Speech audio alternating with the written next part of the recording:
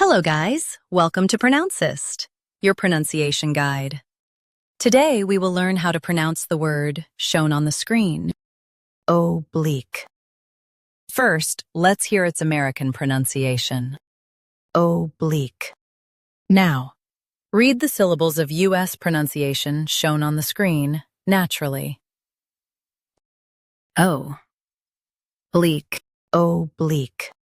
O, bleak, oblique.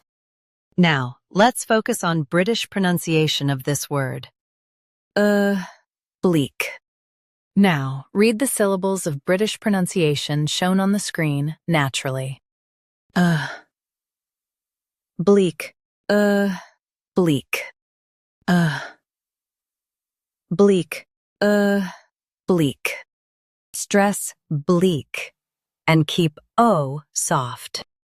Oblique, bleak. Practice repeatedly and you'll soon be able to say this word perfectly.